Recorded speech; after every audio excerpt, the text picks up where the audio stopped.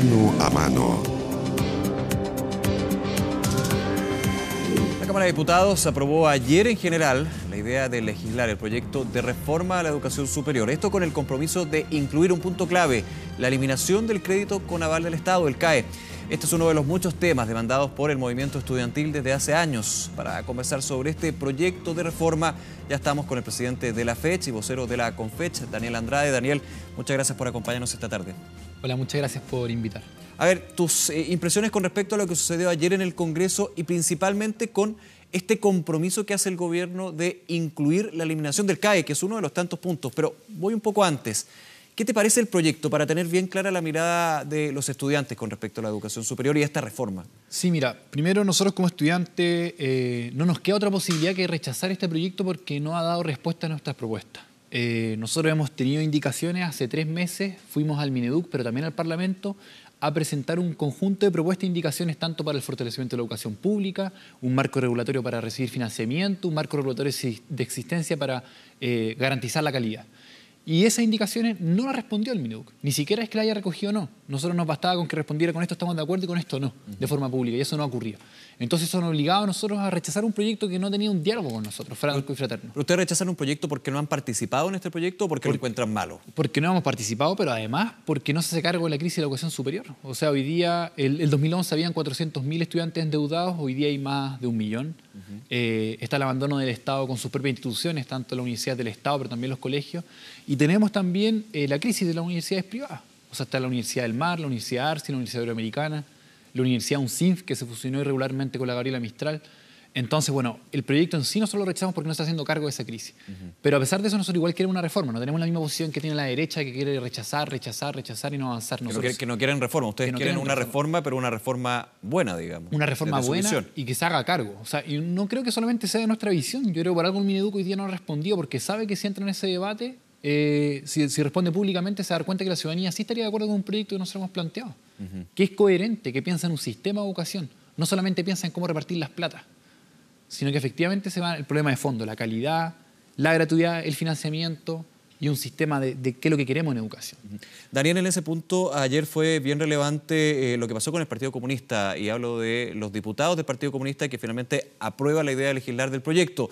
Y lo llevo a colación porque en un minuto la diputada Vallejo, en la Comisión de Educación, se abstuvo debido a que dijo no hay un compromiso de eliminar al CAE con respecto a las millonarias deudas que tienen los estudiantes. Uno hace el parangón ahí porque dice la representación de los estudiantes si está de alguna manera en esta discusión, porque están los diputados de la bancada estudiantil. ¿Ustedes se ven representados por ellos? ¿Se ven representados por la diputada Vallejo, por ejemplo? Mira, yo creo que acá hay 2 cosas. Una son la bancada estudiantil y otra cosa es el movimiento estudiantil. El movimiento estudiantil tiene sus propias formas de definir cómo se moviliza, cuándo, cuáles son sus demandas.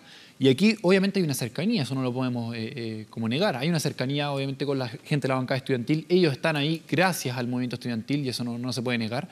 Pero en este marco ellos han tenido una apuesta, y puede ser la apuesta del Partido Comunista o la de otros diputados, en aprobar la ley, pero aquí finalmente es la nueva mayoría en su conjunto la que pasa una aplanadora en el Congreso. Una aplanadora que no escucha las indicaciones de los movimientos sociales. Ahora, eso sí, gracias a las presiones que nosotros hemos generado con la movilización, el Mineduc se está abriendo al diálogo. Por ejemplo, este día lunes tenemos una reunión con la ministra y esperamos que responda públicamente nuestra propuesta. El tema es que yo, con antecesores tuyos de la FECH y también de otras universidades que están dentro de la CONFECH, he escuchado varias veces eso, los mismos conceptos, que no hay un diálogo con el Mineduc, que los invitan a reuniones que finalmente no quedan en nada o que en esas reuniones le entregan un papel con un par de puntos con respecto a un borrador. ¿Tú crees que eso también podría llegar a pasar? ¿Seguir un poco lo mismo? Yo creo que lo que cambia con lo que pasó ayer es que ahora entra una recta final. Es una recta final que va a consolidar una reforma que puede ser transformadora o puede ser un mero maquillaje, y eso va a depender de cómo nos movilicemos. Si hoy día estamos hablando del fin al CAE, ha sido gracias a la movilización de todos los chilenos y chilenas, endeudados, los estudiantes, que se han manifestado en las calles. Por eso estamos discutiendo educación, por eso estamos hablando del fin al CAE. Si hoy día queremos que esta reforma sea más profunda, nosotros yo creo que vamos a tener que movilizarnos, porque ya los canales formales no han funcionado. Nosotros hemos respetado esos canales, hemos entregado las propuestas y no se ha escuchado por parte del Mineduc. Entonces, bueno, hoy día vamos a ir al Mineduc, vamos a esperar la respuesta, pero también nos vamos a movilizar por otro lado. La marcha que tuvimos la semana pasada con 300.000 estudiantes a nivel nacional es un puntapié inicial.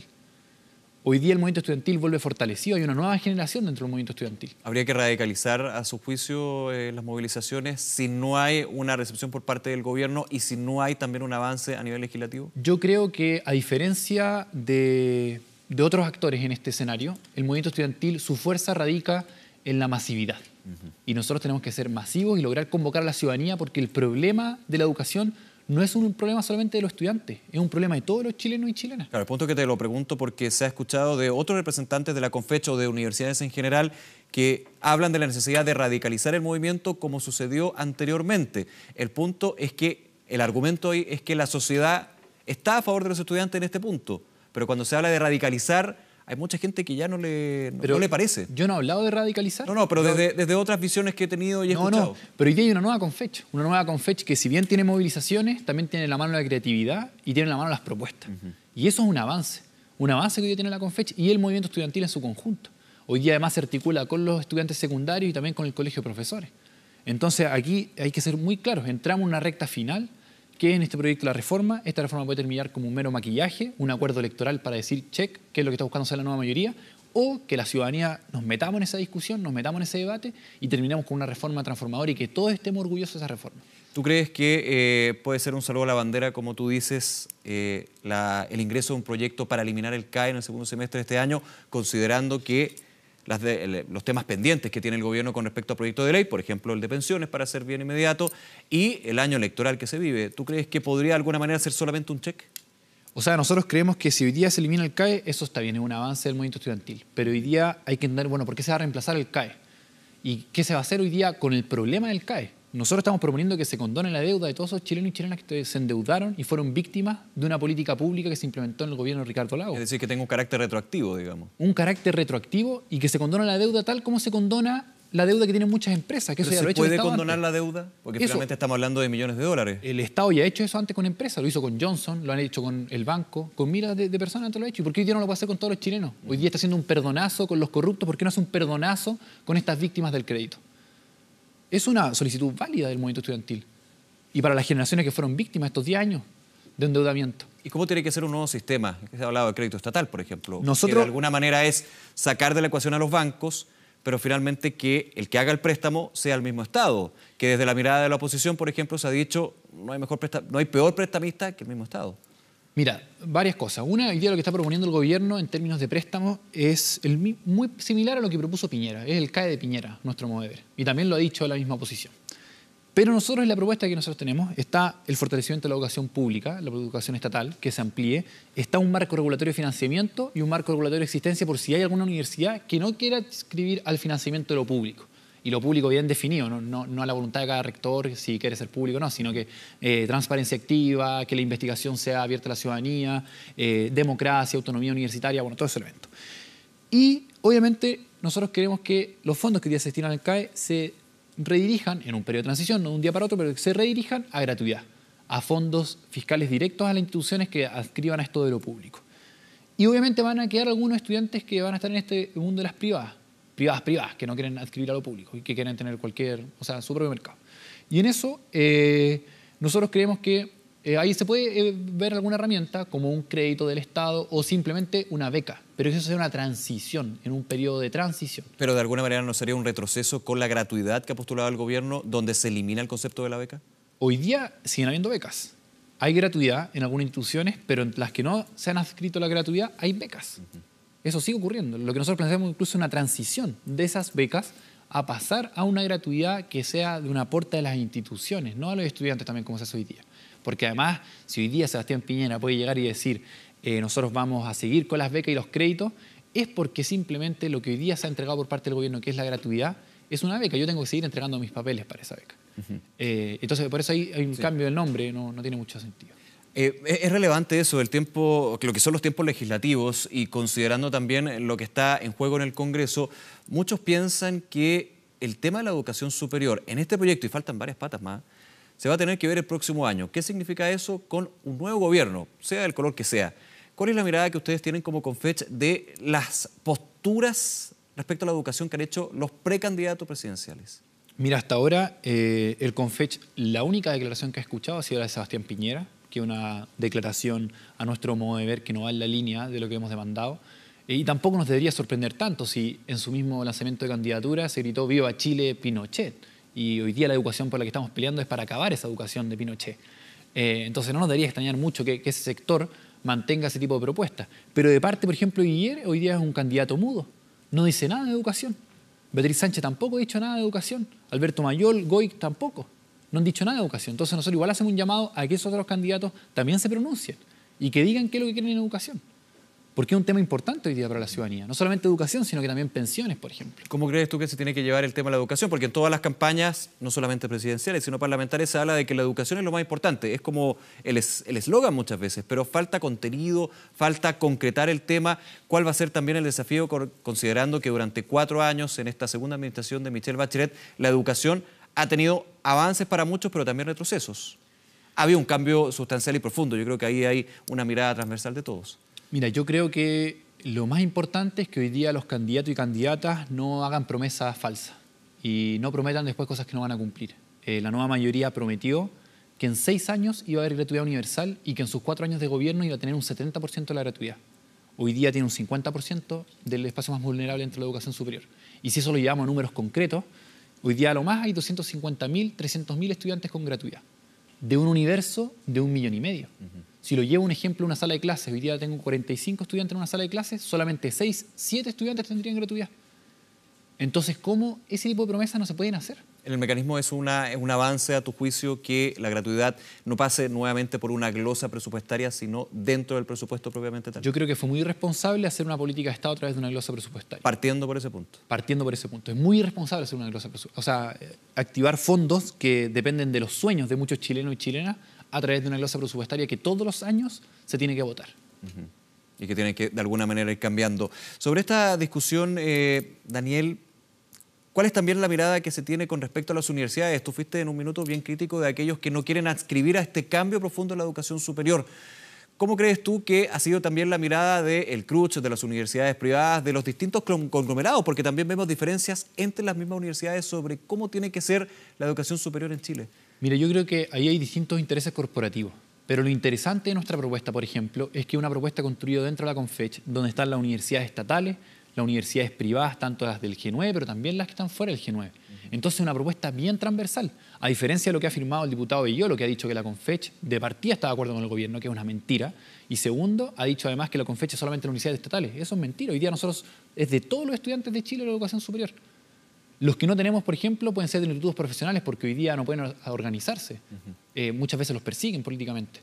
Pero transversalmente una propuesta, a diferencia de los rectores, que tienen defensas corporativas, defendiendo sus intereses de cada una de sus casas de estudio, en vez de pensar un proyecto de educación transversal, que va más allá de los intereses y que le dé un rol a las universidades estatales, un rol a las universidades privadas que pueden ser colaboradoras de lo público y que le dé un rol al resto de las universidades privadas. ¿Cuál es la relación que tienen, cuál es la relación o conversación, si es que existe, con las universidades? Partiendo por los decanos, que son los que finalmente son las caras visibles, digamos, pero también con aquellos que tienen que definir, por ejemplo, si adscriben a la gratuidad o no, si quieren la participación de alumnos en los consejos superiores de los centros de formación superior, por poner algunos ejemplos. Sí. Actualmente yo creo que muchas de esas decisiones pasan por los rectores en su mayoría. Muy pocas universidades han desarrollado la democracia como algo necesario dentro de sus instituciones. Dentro de la propuesta del movimiento estudiantil, la democracia es algo necesario.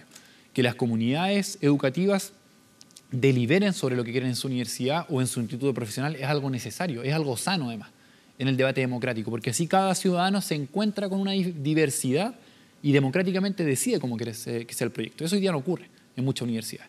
Pero, por ejemplo, te puedo decir la posición que tiene el Senado Universitario de la Universidad de Chile. Es muy crítico frente al proyecto actual. Cree que el proyecto hoy día se pierde la visión de sistema, se mantiene el endeudamiento, no se asignan estos roles que yo te planteaba, no hay un fortalecimiento real de la educación pública. Hoy día se dice que hay un proyecto estatales, pero no hay fondos específicos. No se plantea cómo vamos a pasar una transición de un 15% de la matrícula estatal y que avance hoy día esa matrícula y que crezca. Porque si uno ve, por ejemplo, y es una encuesta, y esta encuesta están estos datos, de la gente que sale de cuarto medio, más de la mitad quisiera estudiar en una universidad estatal y no puede porque no hay cupos. No es porque no quieran. Entonces hoy día esa discusión es una cuestión bien profunda, que no se ha abordado bien. Entonces, en general, los cuerpos colegiados de las universidades no están muy de acuerdo con esta reforma. Tú ponías el tema de casos bien emblemáticos y bien terribles, y bien ilógicos en algunos puntos, como por ejemplo la Universidad del Mar, también está sucediendo con la Universidad Arcis, por poner solamente dos casos. El proyecto en sí habla de la Superintendencia de Educación Superior como un órgano fiscalizador. ¿Tú crees que por ahí va el camino? ¿Tú crees que falta en este punto? Porque también la fiscalización, de alguna manera, da paso a algunos que dicen aquí lo que tiene que haber es autorregulación. Mira, aquí yo voy a ser bien tajante. Tenemos superintendencia en muchas otras áreas. Superintendencia en pensiones, superintendencia de salud, superintendencia de miles de cosas. Y en todos esos ámbitos hay abuso también. Entonces aquí lo que se necesita no es suficiente, dices tú. No es suficiente, se requiere como un marco regulador claro. Por ejemplo, el marco regulador mínimo que establezca y que sea binario. ¿Está acreditado o no está acreditado? Porque si no ocurre, por ejemplo, lo que ocurrió con la Universidad Iberoamericana, que hace 6 meses fue acreditada y después entró en crisis. Y salió arrancando el rector y todos ellos porque estaba en una crisis. Esas cosas no pueden pasar. También que se establezca el fin al lucro, no solamente en las universidades del Estado, o sea, en las universidades transversales, sino que también en los institutos profesionales y en los centros de formación técnica. ¿Por qué para algunos sí se puede lucrar y en otros no? Nosotros creemos que tiene que acabarse el lucro porque eso hace incentivos perversos en las instituciones, que se preocupa más de ganar plata que de la calidad en la educación. ¿Y este proyecto no apunta a eso? Este proyecto mantiene el lucro de los CFT y los IP. Y además, la penalización del lucro es muy débil. Entonces, ese tipo de cosas hoy día no están presentes. Por ejemplo, otra cosa que no está presente, un marco mínimo de cualificaciones. ¿Qué es lo que es un marco de cualificaciones? Es que hay una cantidad de ramos mínimas, por ejemplo, para todas las personas que estudian ingeniería, medicina, periodismo, en todas las universidades. Entonces, que uno pueda entrar a una universidad y tenga más o menos la misma calidad, sin importar si uno entra en la Universidad del Biobío, en la Universidad Católica, en la Universidad de Chile o en la Universidad del Desarrollo. Que en todas las universidades haya una cantidad de ramos mínimos de cualificaciones transversal y que esa acreditación también sea necesaria. Daniel, para ir cerrando, el día de ayer, antes o previo a la votación de la idea de legislar de este proyecto de reforma a la educación superior, la presidenta Michelle Bachelet, en una pauta, una actividad que tuvo durante la mañana, llamaba a votar, llamaba a legislar, a discutir el proyecto y señalaba una frase más o menos: aprobemos esto, discutámoslo y en el camino lo vamos arreglando. ¿Qué te parece eso? ¿Tú crees que queda camino para arreglar el proyecto? O sea, nosotros no nos vamos a ir para la casa, como te planteaba, y vamos a disputar esta reforma. Ahora, si queda o no camino, eso va a depender de las voluntades que estén ahí en juego y nosotros como movimiento estudiantil vamos a estar dispuestos para conversar, para dialogar y para mejorar ese proyecto. ¿Y tú crees que se puede arreglar luego de 6 años de discusión? Considerando los orígenes, digamos, de cuando se estaba poniendo en tabla este tema de la educación superior como fundamental. O sea, yo creo que esta discusión se postergó mucho y es un error del gobierno. Y en eso se tiene que hacer cargo. Y ahí hay promesas rotas, como yo te he planteado. O sea, el proyecto actual no se hace cargo de lo que ellos mismos prometieron. Es inconsecuente con lo que ellos prometieron, ni siquiera con lo que nosotros hemos planteado. Y en eso, este es el escenario en el que estamos. Y aquí los estudiantes tendremos que dar y seguir luchando como lo hemos hecho todos estos años. No nos vamos a ir para la casa. Vamos a seguir hoy día con propuestas, vamos a seguir dando la pelea y este es el último año que nos queda para consolidar una reforma. Después es otro escenario. No sabemos qué gobierno va a estar. No sabemos si va a ser un gobierno de la nueva mayoría, un gobierno del Frente Amplio, un gobierno del Chile Vamos. Bien, Daniel Andrade, presidente de la FECH, vocero también de la CONFECH, muchísimas gracias por acompañarnos en este Mano a Mano. Muchas gracias por invitar. Bien, buenas tardes.